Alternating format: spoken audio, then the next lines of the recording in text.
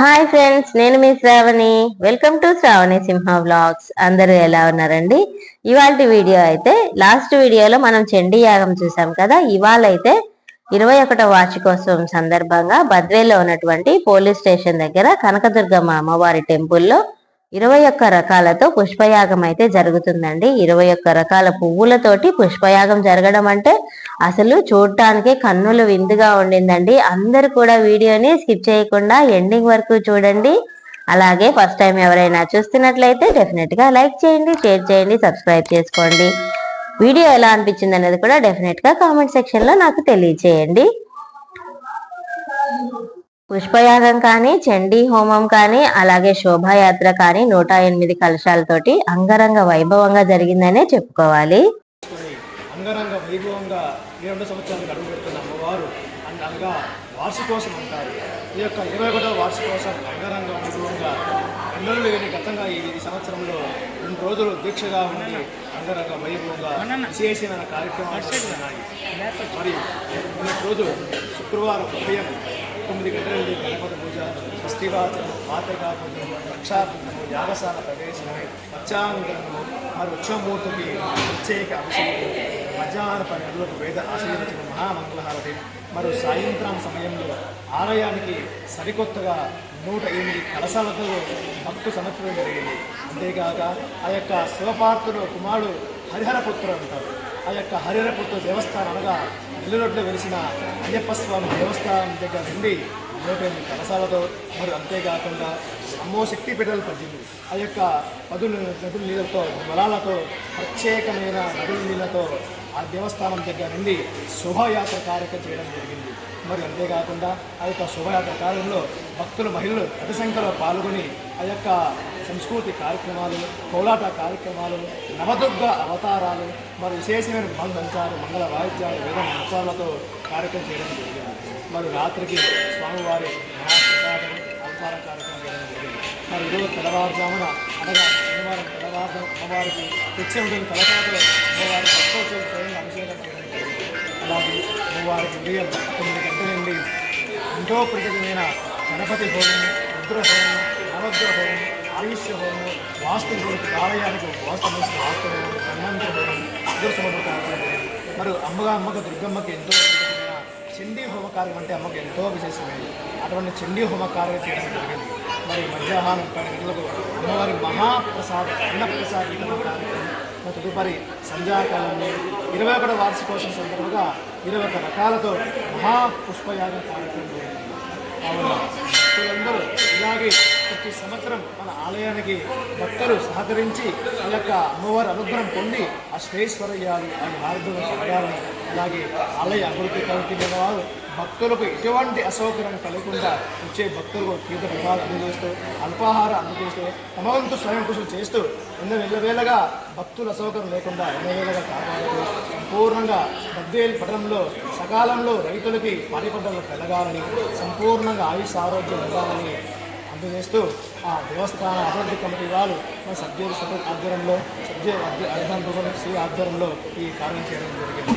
మరి ఆ యొక్క ఈ కార్యక్రమం అంతా బద్వేలు ఆధ్వర్యంలో శ్రీ ఆధ్వర్యంలో అంగరంగ వైభవంగా ఈ కార్యక్రమం చేయడం జరిగింది. భక్తులందరూ అలాగే ప్రతి ఒక్కరూ అమ్మవారి భక్తులందరూ సహకరించి అమ్మవారి అనుగ్రహం పొంది స్వామివారు అమ్మవారి సేవలో పాల్గొని అమ్మవారి కృపకు పాల్గొనాలని కోరుచున్నారు. ఓం శ్రీ కనకదుర్గా పరమేశ్వరి మాతాకి, దుర్గా మాతాకి, దుర్గా మాతాకి.